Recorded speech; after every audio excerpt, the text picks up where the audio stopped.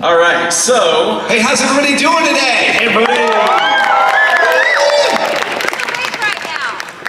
Say, what's up, Pasadena?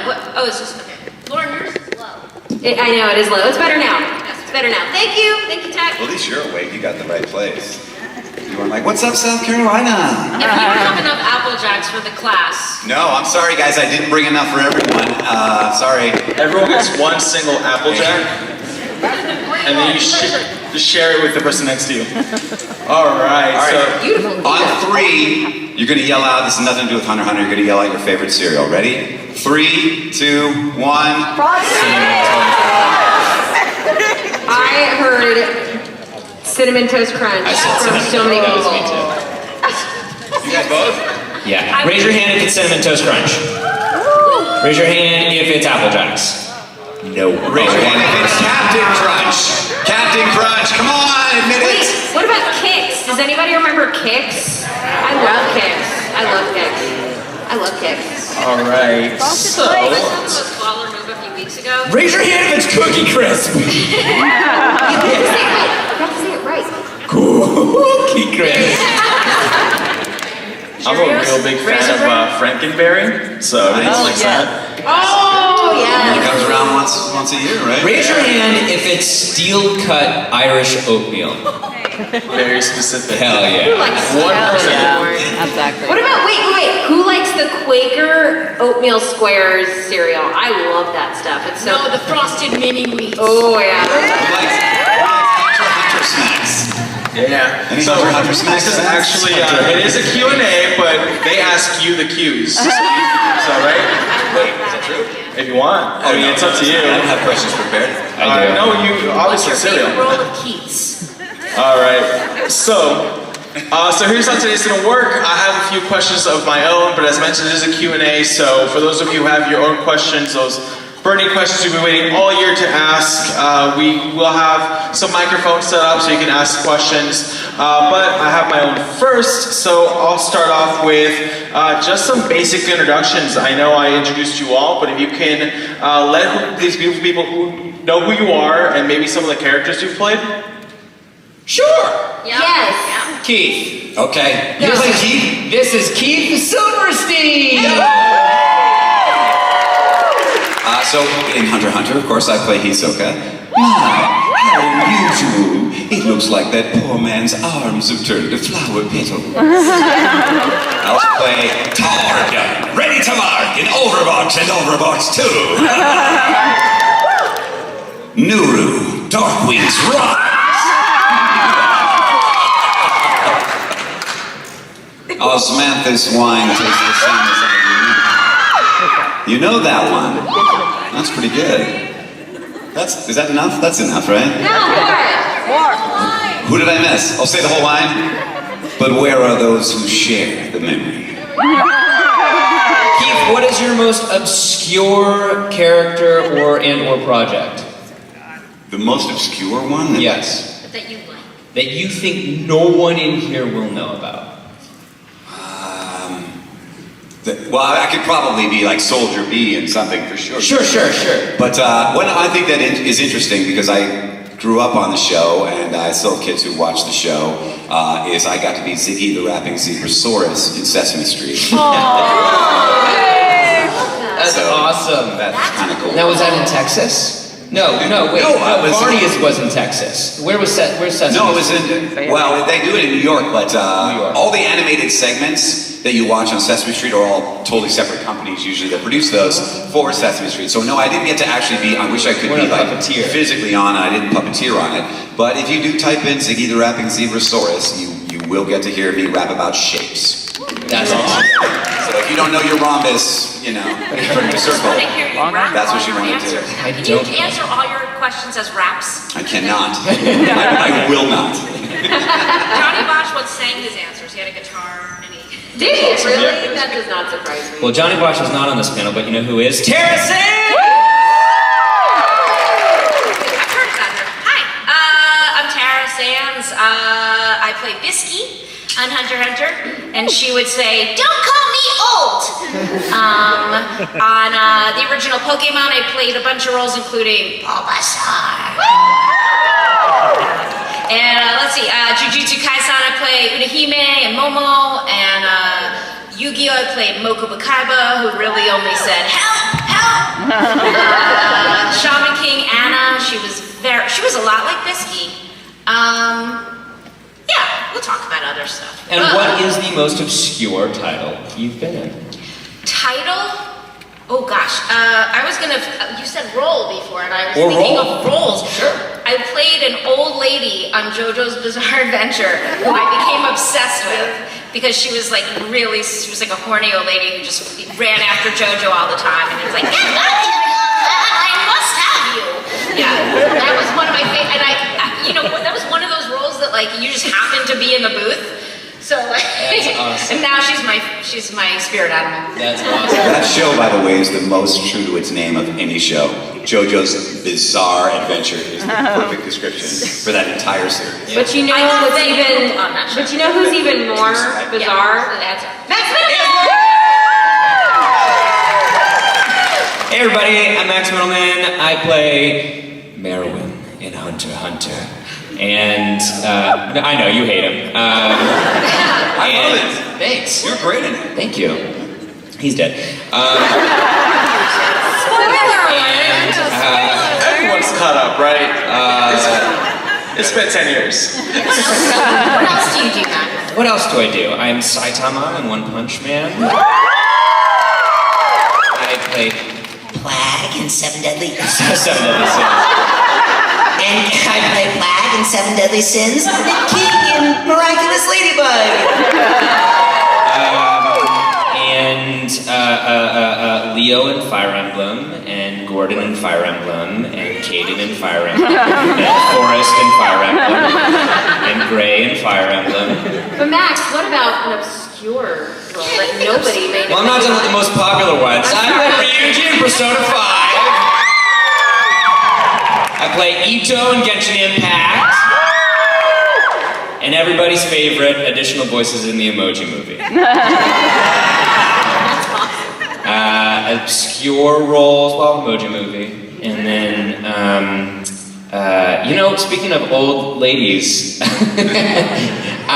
Look at her when you say that. speaking of old ladies, no, I never thought I'd get to play some old ladies, and it's not even out yet. But one of my favorite things that and characters that I've been able to play is a couple of old ladies for a Disney show that's not out. Okay, here's my question though. Did you audition, or were these just like No, extra I things? play a different character, and then they threw me a couple old ladies. Sounds like this. It's very fun. They threw you some old ladies. Yeah. We need a t-shirt. Yeah. Speaking of old... Speaking of throwing... speaking of beautiful women who are so talented, just amazing, skilled... Lauren Landa! He knows he was this close to getting slapped. He just knows it. Hi guys, I'm Kalluto in Hunter x Hunter. If you don't know who that is, that's okay. He's Killua's younger brother. Wow, nothing. That's awesome.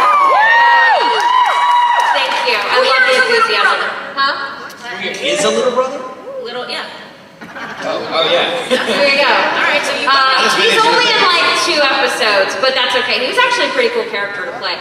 And a lot of people think he is a girl, but he is actually a boy. But he is part of the Zoldyck family. Anyway, I also am the voice of Merlin from Seven Deadly Sins. I am also the voice of Sailor Neptune from Sailor Moon, which Keith and Sarah you were in Sailor Moon. Yeah. You would not know who I was in Sailor Moon. I was in one episode. Sailor Mars? I was some DJ in a random episode. I'm telling you. I know exactly who you are. Oh yeah? What's You're the his best name? part. What's his name? I don't know his name. It's DJ. Who else? Oh, Annie Lanehart in Attack on Titan. And yes, the last episode dropped yesterday. I haven't watched it yet. Not ready. But it's not officially over until the dub's out. That's how I'm seeing it. What else? Oh, Karin Kantoki from Street Fighter V. I was also Kasumi in Dead or Alive. Gosh, I'm trying to remember. Oh, Kyoko Sakura from Madoka Magica. I I know. Girls getting beheaded in that show. It's crazy. An obscure, well, it's not really an obscure role, but it's a role that people may not know that I play. In Dragon Ball Z Kai, I was the voice of Bula, who is Bulma and Vegeta's daughter, so that was a lot of fun. Whoa. Yeah! Hey, Daddy, you hit somebody! So, you know. So yeah. Yay! Hey, thank you, good night. That was it. All right, thank you for. That was awesome. It's the amount of talent just up here is amazing, and all of it's on that side. So, none of it. So, I just wanted to ask you about your audition process for the show. Can you share how that went? Especially, Keith, you were right at the beginning, and you've all entered at various stages of the show. So, can you tell us about the experience? Did you know about the show when you were going in? If it was already airing? And yeah, I'd love to learn more about that. I have an answer if you're ready. Yeah. Or if you want to go, Keith. Go. No, please. So I actually remember this audition process because I thought the character was cool. I had heard of the show because I believe there was an older version of it, was there not? Yeah. And that's why I was familiar with the title. And when I auditioned for Kalluto, I thought, oh, this is a really great character. I auditioned for it. Didn't go in to record until like a year, 2 years later. And I thought that was very interesting because it was not original animation, it was an anime, so I thought it was very interesting. But that's my audition story. So, Awesome. Yeah. I originally auditioned for Gon and Killua, and I usually forget my auditions as soon as I finish them. And for some reason, those stuck with me, and I thought, oh, a bummer. I wonder whatever happened with that show. And then I saw who got them. I was like, oh, they're awesome. And then a while later, I got the email that I was going to be playing Biscuit. I did not audition for it. I think the casting director often will use our previous auditions from other appropriate roles to cast us. So that was a fun one where I didn't even, and I remember being bummed that I didn't get like one of the boys, and then I thought, oh no, this is way more fun. so that was my story. Yeah, I remember getting an email. I auditioned for Leorio and Hisoka. I definitely wasn't right for Leorio, I don't think. I mean, I don't know, Matt was incredible at it, and even thinking back at my audition, it's kind of like one of those, you're like, you know what I mean? It's all right. But I really liked Hisoka as a character. Seemed like he would be a load of fun, which he was. And I remember they described him as, they said he's kind of effeminate, but, you know, vocally, but not high-pitched. So I was like, okay, cool, so we'll put a little like musicality in his voice without that high-pitched thing. And of course, as a character, he's very powerful, he's very confident, he's mysterious, you're not quite sure how powerful he is. So, dragging his voice out a bit seemed to be like the case as much as I could, and just that kind of, like, you wouldn't talk like that if you were shy or you were nervous or anything, you know. You might speed up or have stutters or that kind of a thing. So he was very kind of, you know, that kind of confidence in his voice. And then of course, the weird thing is, of course, because he gets very excited over a good fight. I mean, literally gets incredibly excited. That's one word for it. That is, well, it is. It's true though. I mean, that's a huge part of that character. That's what he loves more than anything. He gets off on a good fight. So that kind of almost moan thing that is in his voice constantly. So it kind of plays off of that too. And then I heard back. I didn't know what the series was before, but whenever I don't know what a series is and I audition for it, one of the fun things I'll do is, you know, you just Google it quickly just to get an idea. And when I booked it, I definitely Googled and I was like, oh my God, this guy's all over the internet like this. This show is huge and this character is really, really popular. So I do remember when it was airing on Toonami that I was very nervous about it. Because I felt like this was like a maker. There were a lot of people posting online. You're not supposed to watch that stuff. You're not supposed to look at it, but a lot of people were like, let's see, all right, let's see. I hope Hisoka's good. And I was like, oh my God, like everybody is posting that. And I was like, this is gonna be either a really good night or a really bad night for me. So, you know, I was very nervous about it, which I don't usually do that. But just because it was such a big kind of premiere and so many people were talking, I was like, oh my God, what is this gonna be like? Max, yeah. My audition, very boring story. I mean, I was sent an audition, and I did a thing, and I booked it. And then I got to the session, I think Tony was directing, right? Tony directed the show? Yes. And Tony Oliver, and we very quickly established who the character was. It was exciting for me because I don't often get an opportunity to play villains who are in that register. If I'm playing a villain, it's usually someone who's like unhinged, or but I don't get to play that calm and just not doing much sort of thing. And then people were telling me that Meruem is the other most OP character in all of anime, in addition to Saitama and One Punch Man. And I was like, cool, I'll just collect them all. So, that's... So were you typecast in as like the most powerful characters? Is that what? Were you typecast in like as the most powerful characters? That's if that's what I'm typecast as, I'm happy to accept. So, I have a OP question. means overpowered. Oh, he got it. Thank you. Thank you. What does that mean? And what does overpowered mean? What, overpowered? Yeah. So just like how Saitama kills all his enemies in one punch. Oh, he's able to overpower. He is. So he's too strong for a character. A lot of times, like people will, gamers will be referring to their characters in the game as an overpowered. Like it isn't fair with how Who knew that? powerful they are. Wow. Oh, I feel so stupid. Thank you. Well, you're not a gamer, right? I'm not a gamer. Yeah. I'm a crossword puzzle person. Crossword. I do. Which crossword puzzle is the most OP? Ask Tara about Times. The Times. Sunday times, Yeah. specifically. Baby. Always. In ink. So my follow-up question is just in general, when you were introducing yourselves, you gave us this huge list of all the characters you've all played. So my question, I'm not a professional voice actor, nor do I want to be. It just seems like it's really difficult. But how do you find the voices for each character? Because you all have these different ranges. So how do you, one, find those voices, and two, remember how to do those voices once you find them? Well, there's different ways to find the voice. It's very helpful if you get an image of the character. You don't always get that, but literally an image, the way they're standing, the way they're holding themselves, like the shape of their jaw, whether they're big or small, are they a tough character? I mean, it tells you so much just from looking at that image. Obviously, the description is a big deal, because maybe you're supposed to play off character. For example, for Hisoka, if I had just looked at him and they didn't say not high-pitched, I'm sure I would have done an attempt like that. You know, kind of a jokery character that was up on a higher range, but he doesn't live in that higher range. So that was very important that they told me that. And you try things. You'll do what they describe, and sometimes the fun thing for a second take is to say, you know what though?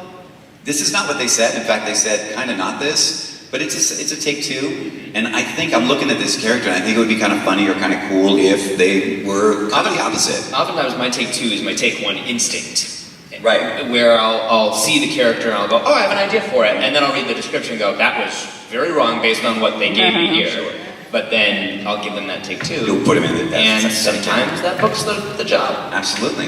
Absolutely. And then you've got to remember also, I mean, that's just to book it, but I mean, when you go into studio, which we talked about a little bit, sometimes you still work on the voice with the director and the producers. They're like, we love what you did, but we're going to add this to it. Or you were doing this thing, we want to take that out. It could be pretty major. It could be like that whole dialect thing you were doing, that's gone. Oh yeah. We really love where your placement was though, but he's not Russian, so get that away. You're like, oh. That used to throw me off in a big way. Right. Like, where I was almost paralyzed. Like, I did it this way and I don't know how else to do it. And then nowadays, you just sort of have to roll with the punches. But yeah, that's an interesting note that it's, with voiceover, some people get it really quickly and some people it takes a little while on it. But shaking something out of your system, when they go, you've already booked it because of X, Y, Z, and they go, you know what, forget that. Yeah. Forget all that. And you're sure? You're sure I should forget that? Forget it. Okay, gone.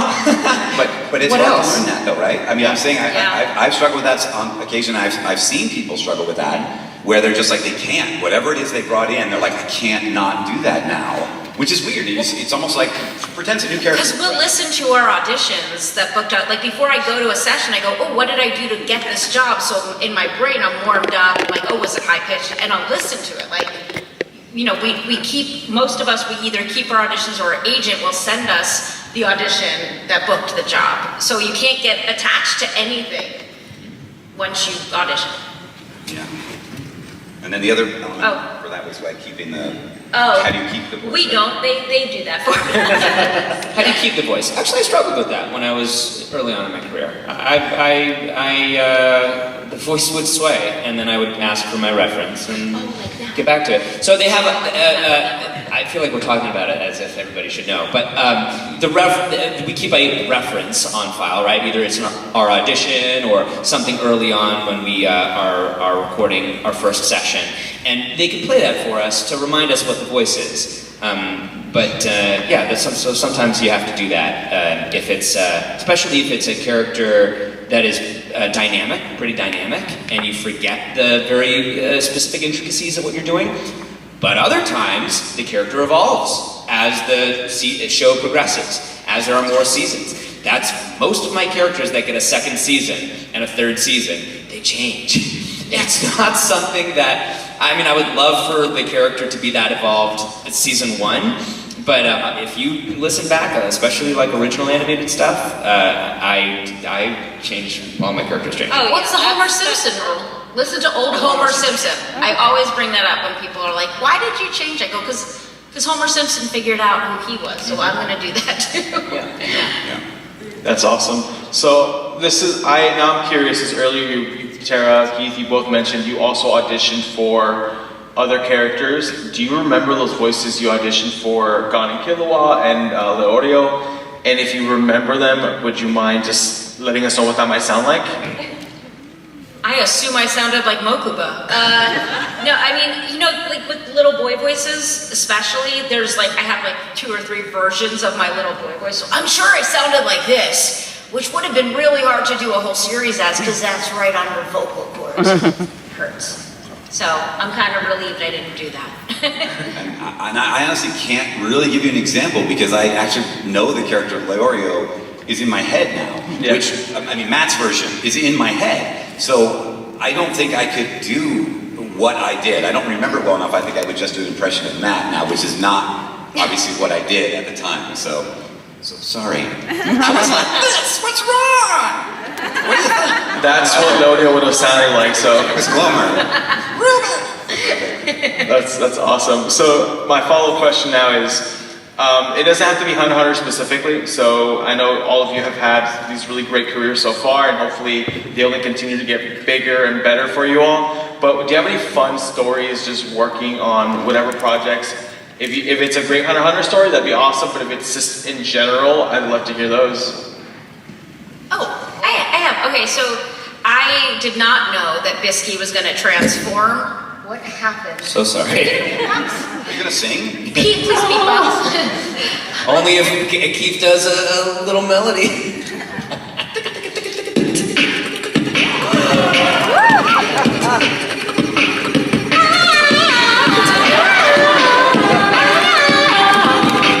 And stop. I did not foresee that happening. That was live entertainment. folks. friggin' amazing. The entertainment part's debatable, but Right. It happened. Okay, so funny story. So I did not know Biscuit was going to turn into an enormous brute. So today, I went to the studio that day, and they were like, "We're going to do the transformation," and I was like, "I'm sorry, what?" They said, when she gets big, and I was like, "Okay." And then we did it, and for some reason, they did not keep a voice reference of it. Which they always do. So when she turned big, the second time I went into the studio, and they said, "We're doing the transformation again." I said, "Great." I said, "Can I hear a ref?" And they said, oh no, we don't have it. Like they looked through the computer files, blah, blah, blah. And I have to say, thank God for y'all on Twitter who post things, because I was like, you know what? Someone just tagged me in a post with that scene. So I literally went to Twitter, I found my likes, I found the clip that one of you guys posted, and I watched it, and I played it for the engineer, and I was like, here's our reference. And that's how I got the reference that day. So I'm very grateful to you guys for doing stuff like that. Yeah. Woo! And I'm mad at the engineer who didn't save the reference in the first place. No, what's up with that? No. Well, I have a Hunter x Hunter related one, which is just funny, with regards to Tony Oliver, our director. So I don't think any of us saw the scripts ahead of time, but you could have, I guess, watched the animation or read the manga or whatever. I knew nothing about it, and I like being surprised. Unless there's a reason to tell me ahead of time, I want it to be a little more organic so that I don't know what's going to happen. So as an actor, I'm maybe surprised or upset or angry at the same, with my character. So I didn't know what was coming up, and we got to what's the Heaven's Arena arc, right? Yeah. Some of you have seen this. You know where I'm going. So. Tony plays something for me that I'm supposed to then do, and it's a little odd, it's a little different. And if you've seen this sequence, Hisoka goes into a very long moan as he's enjoying this fight. I mean, it's enough to give you pause. You're like, oh, what? And then I'm gonna do that. You're like, oh, okay, all right. Well, I didn't want to do it a whole bunch of times, and the professional that I am, I was like, all right, I'm going to just go for this. I'm just going to do it. So, just let's set everything aside, just focus. I do the whole thing, give it my all, and as as soon as I'm done, I'm like, Tony, do you want to safety of that? Which means like a second take just in case. And he's like, nope, I don't ever want to do that again. And I'm like, good. I'm like, oh my God. But see, it paid off, because in my head I was like, I really don't want to do this 7 times. I really don't, if we can help it. So I'm really gonna, and that's one of the things, you work long enough and you're like, even if it's something that makes you feel a little, nervous about, like, oh, do I want to do it? Doesn't matter, you gotta do it. You do the best you can. It's not you doing it anyway, it's the character doing it. And I hate to say this, but it's not the worst thing I've done in voiceover, for sure. But yeah, that was funny, just the fact that he was like, no. We got it, right? We got it. Let's move on. Stuff like that, it can be a little weird. I've been in 2 ecchi shows, one of which I was a lead, and I had to moan a lot. So I understand. I get it. I remember that. On my ringtone. That's why I love these people. Do we have another question?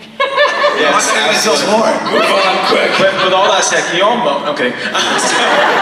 All right. No, I'm kidding. Don't. Absolutely not. No, absolutely not. It was just an awful joke. So, that said, just show of hands, who wants to ask a question next? All right, there's a few of you. Awesome. So, for those of you who have questions, there should be a monitor around here somewhere. Where is he? I don't see him. There should be a mic as well. So if you have questions, that's over there. Awesome, thank you. These lights. There should be a mic on this side, so feel free to line up. This way you can ask your question. Just make sure you keep it appropriate and you keep it PG. Just make sure keep it appropriate. And for all of those of you on the top, right in the center there is a microphone. So so if you want to just walk over to that one, you guys got lots of You mean the cheap seats up there? Yeah. I thought those were the expensive did seats. you know that this is the theater where they shoot America's Got Talent? And I'm just wondering if there was anyone here to hear you guys beatbox. Now that I know that this is the theater. That was an audition. I'm sure. Out of it. He just pops out of the ground. So you guys don't know this is Terry Crews. He's How would I know? Just pops out of a cake. Oh. All right, we've got some questions. We got So let's see what we have here. Hello. Oh. Hello, my name's Maxwell. I have a question for Keith. How does working on Hunter x Hunter compare with working on Beastars? Beastars! Oh my God, I forgot to mention Beastars. Well, first off, they're totally different shows. Let me ask you this. You're not a carnivore, are you? Please tell me you don't eat meat.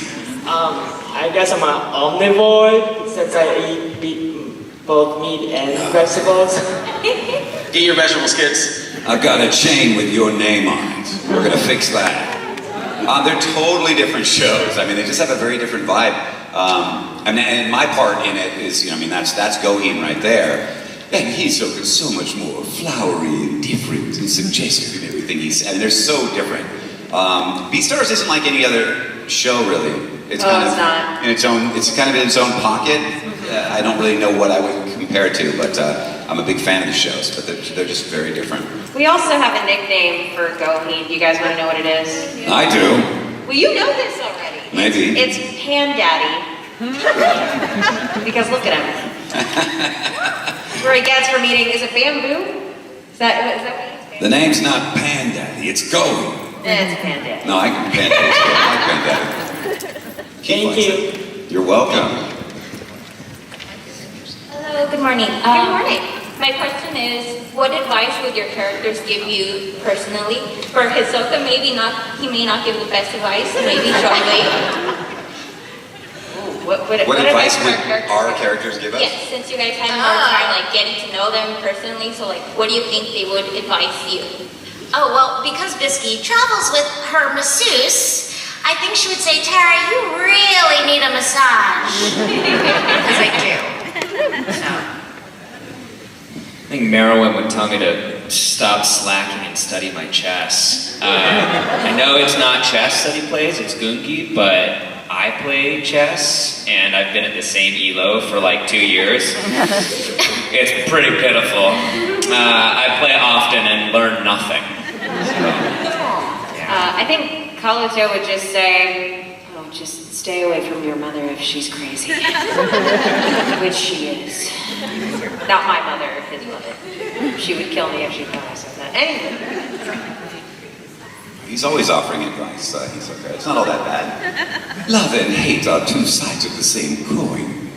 He'd say something like that, and then something that's more specific, you mentioned Zhongli. I get stressed out about trying to do so much stuff and get everything done and whatever. He would say, every journey has its final day. Don't rush. Thank you. And Meruem would probably also say, stay in school. And don't smoke, don't do drugs. Just so you know. Say your prayers, eat your vitamins. What? Question for you. I know you voiced Speedwagon from JoJo's Bizarre Adventure, so I was just wondering what your favorite line from Speedwagon was. No pressure. I know, right? Do you have a favorite line? Not really. I like all of them. You get to just Good try, Keith. Oh, that's mine too! That's the joke start. Same To lure you in like it's not. Right about now, you're probably wondering who I am. Allow me to elucidate you. The name is Robert E.O. Speedwagon, and at least I have a favorite line.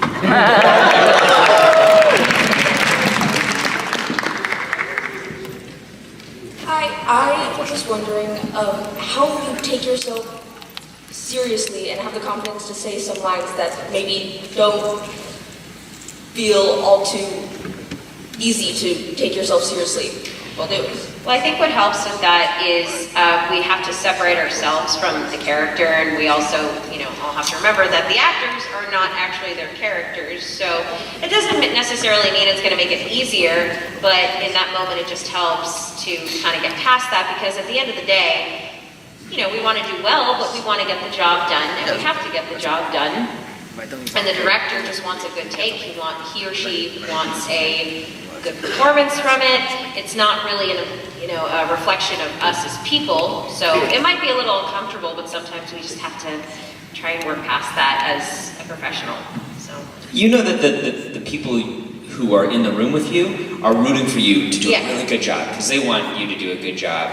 And so we might goof around a bit, but eventually we're gonna try and do that thing that's really awkward, because we got people waiting on us to do that thing and get through it. But how do you get the confidence to do that stuff? I think it's just experience, performance experience, and putting yourself out there more and more, and getting that positive feedback from people like, oh, this is okay, I can do this, and I'm not gonna get laughed at, or this is a cool thing. You do so many crazy things with Hisoka. What is your process of? Well, first of all, I never take myself too seriously. That's just not my personality type. However, when you're playing a character, it's totally different. And I would say you believing what you're performing, what you're reading, is the most important element, I think, of acting. You have to believe it. You're not you now. I'm not Keith commenting on Hisoka's line. I'm being Hisoka, and I'm giving a delivery, and I'm giving my 100% into that. Now, we can do another take. I can get redirected another way, which happens all the time. But I have to commit to whatever I'm doing. I have to believe it. If I don't believe it, there's no way you're going to believe it. And no one else in the room is going to believe it. In the end, the audience is not going to believe it. So it doesn't matter if you have you can come up with a character voice that, in retrospect, you're like, that's lame. I wish I didn't do that, or whatever. But the audience will get used to it. If you always believe it yourself, you will sell them on it. So you You have to. 100%. The more you believe it, the better it's going to be. If you see my performances in the booth as any of my animated characters, I'm so big, I'm so physical, and I look out of context, in a vacuum, I look like a damn fool. But it always contributes to the performance. It does not matter what I do. I could look like a fool, but if I give the line in a way where that physicality is contributing to the performance, then great. It's gravy, baby. It's great. Yeah. In fact, I'd say I don't understand. Some actors can do it. I don't understand how actors don't though. When actors don't move. Oh no! Like how are you? Some people sit down in a chair, sit down and do everything like this. But it's like I don't get. See, for me, and I guess for you too, there's a physicality that just has to be there. It's part of me believing myself. Yeah. Is that I'm moving. It doesn't matter what I'm imagining. I'm doing it. All colors the way you perform the line. All of it does. Yeah. That was an awesome question. Thank you for that. Thanks. Look at the slow clap. Oh, yeah. We got a slow clap. Build it. Keep building it. Keep building it. Keep building it.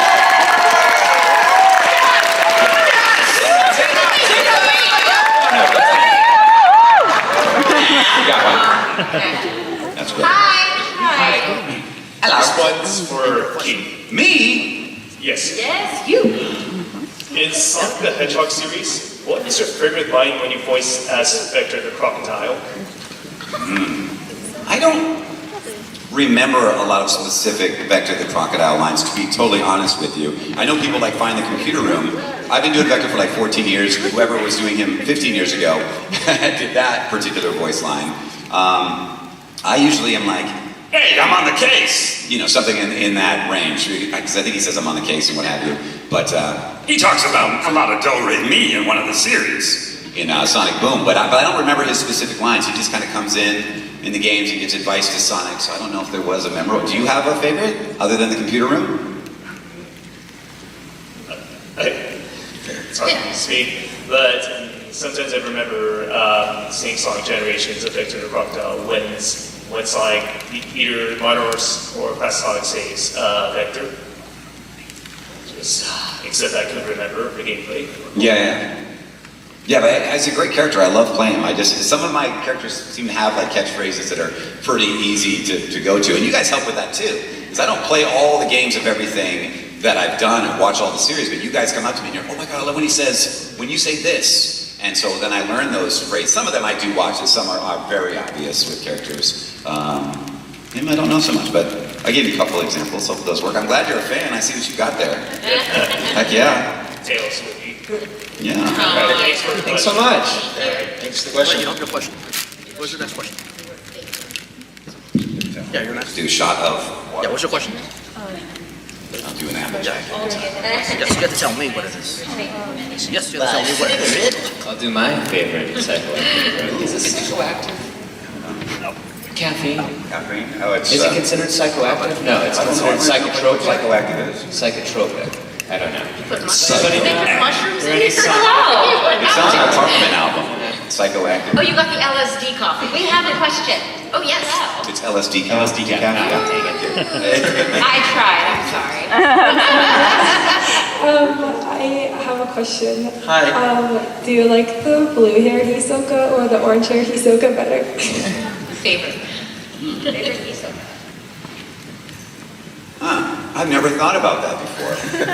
Visually or personality? I guess you mean visually. No, there wouldn't be a Personality and visually, because the blue-haired one's like in 99, it's a little bit. Oh, you were talking about the old version of it. He's a little bit less crazy. I gotta tell you, I have never seen, I've only seen maybe a little clip from that one.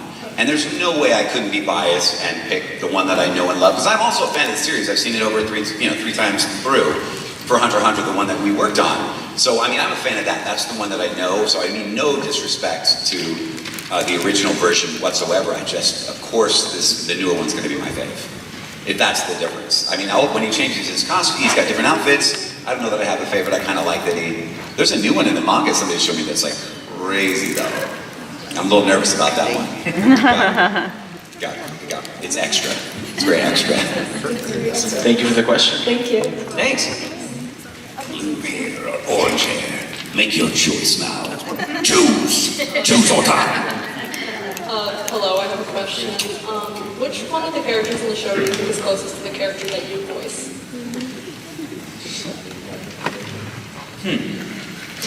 Wait. Which one of the characters in the show is closest to us in personality, or Like closest to the character that you play, like. Or which other character? which Yeah, other like who do character? you think has the closest relationship to you? Oh, Relationship to the character? Oh gosh. Well, Komugi, yeah, Komugi for sure. for sure, for Meruem. I'd say Hisoka. For Biscuit, maybe. We'll go with that. That's the one you want to be the closest. That's like, well, that's what I was sort of thinking.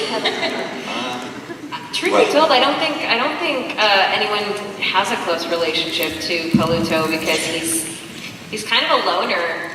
Because in the Zoldyck family, that's a whole bunch of crazy. And I think, in all seriousness, like I remember one of the episodes where Killua comes to the household, and I remember Kalluto just kind of thinking to himself, it's so strange that he's on his own and he doesn't really know like what's outside of the family. So I think because they have their own little world themselves, he doesn't really have anybody. It's a very dark place. It's a very not great place to be living. So I don't think he has anybody that's close to him like that. So poor Kalluto.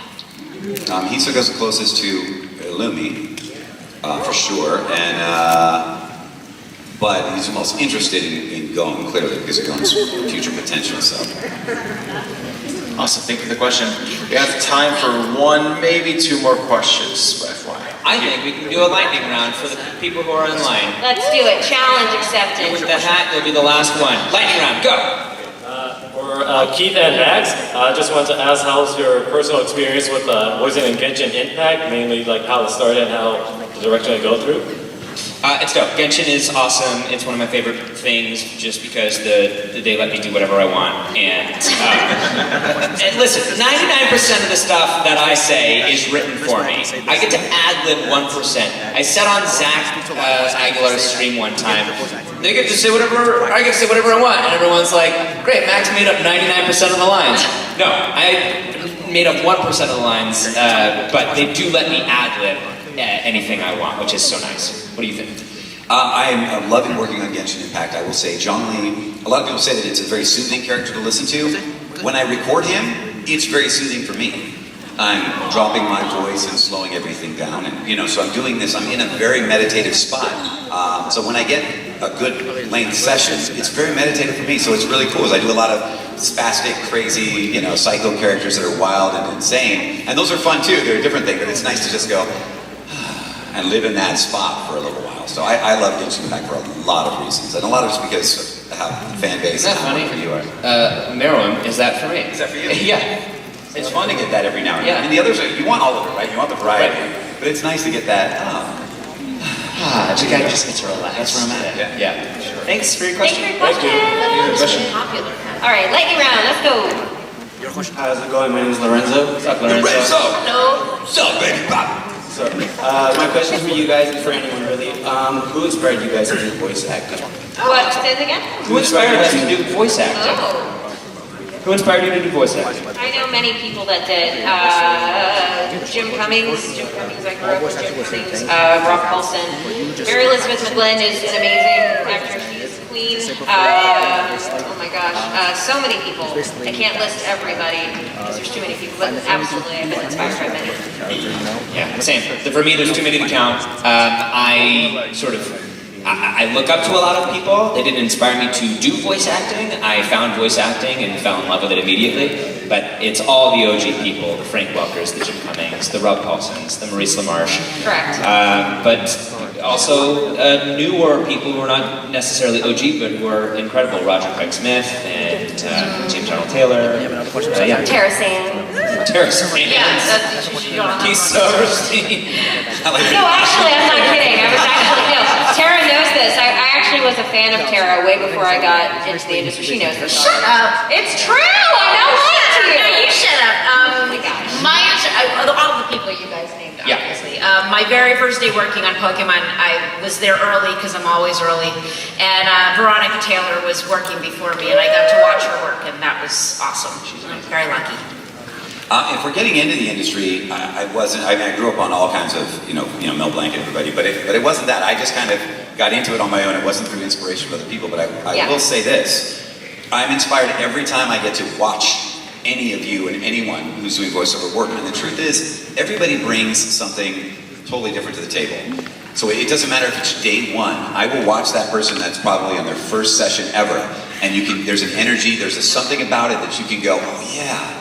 Oh, that's so cool. Or something about their voice. You can get ideas and be inspired, and that happens to me constantly. I mean, there's always people like D. Bradley Baker who just do things you're like, I don't even understand what you're doing. Is it coming out of your ears? Exactly, I freaking get it. Yeah. So there's people that blow you away, but you can get inspiration, and you should, because you always want to be inspired with whatever it is you love. Try to be inspired. So it's just a matter of opening up your mind and allowing it in, because it's all of you are impressive, and I love all of your performances. So. I would end that panel there, but we promised 2 more people real quick. Yes, thank you for your question. Hello, my question is, how do you go from your voice to a character's voice? Like, what are the vocal steps that you take? Years and years and years of just learning what your instrument can do. That's it, and it just takes time and trying stuff out. You mimic, and you're like, oh, I can do that, and that's it. It's just experience. By the way, you guys all do it because you get angry with someone and you go, you're all, I don't want to take the trash out. Yeah. You all do that. I don't know, maybe about the same sentence, but you all do that kind of thing, and you jump into character voices all the time, and you don't even give yourselves credit for it. So you already have that ability. It's just honing that ability and going to a precise character, and that's it. And not being afraid to sound dumb and failing. Awesome. Thank you. Thank you. All right, last question. It's the final. All right, my final question was just advice you would give people who want to make a career out of voice acting. Like, what advice would you have to people? First thing I would say, sorry, didn't mean to cut you off. First thing I would say is it definitely helps to be an actor, because the second word of voice acting is what? Acting. That was correct. You would be honestly, you would be so surprised at how many people do not know that. Every time I say, what's the second word in acting or voice acting, they say, oh. Because it is, that's what it is. We are performers, we are actors. We don't just go into the booth and do we do funny voices sometimes, but there's always a performance behind it. So definitely enroll yourself in acting classes. Theater, that's where I started, that's where a lot of people started, is in theater. Theater will help train you for many different things. Yeah, here, go to a website called iwanttobeavoiceactor.com. It's a great website. Do you know about it? No, it's started by, speaking of D. Bradley Baker, very prolific voice actor. He got asked, how do I get into voice acting so many times? He made a comprehensive website from A to Z about how you do it, what you need to do. My advice is always mimic, learn what your voice can do, get performance experience, and be kind to people. Because the voice acting industry has no room for butts. And lastly, I was going to say, have fun. Man, there's no reason to do this if you're not having fun, or if you've lost the enjoyment of it. So, that's it. Yeah, Awesome. I always send people to Dee's site, but save your money. I always tell people, please don't throw tons of money on it. Classes are very expensive. Go to Facebook. Steve Bloom has a page called bloombox.com. Bloombox on Facebook. Find other people who want to do it. Do practice groups over Zoom for free. Don't start shelling out money on tons of equipment and things like that before you're ready. It's very tempting to do that, or to sign up for classes with your favorite voice actors. Make sure you really want to do this before you shell out money like that. And train with people who actually are making decisions and who understand the other side of the industry, not just an actor that you think is cool.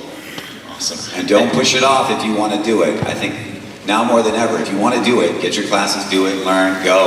Just get going as fast as you can, because the AI overlords are coming for us, and there's going to be less jobs. I'm serious. I'm being totally serious. So those of you that are like, I want to do it one day, you can do it as a kid. You can do it. So do it.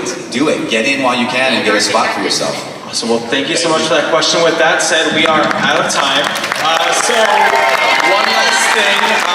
Can you please remind them who you are and where they can find you this weekend? You know who I am. We're all going to be in the autographs area. There's 2 separate autographs areas. We're in Hall C, and you're in Hall A. Sure. Okay. There you go. Say thanks, everybody. Thank you so much. Can we give it up to 100 autographs? Thank you all so much. If you're interested in Demon Slayer, that Q&A is up next.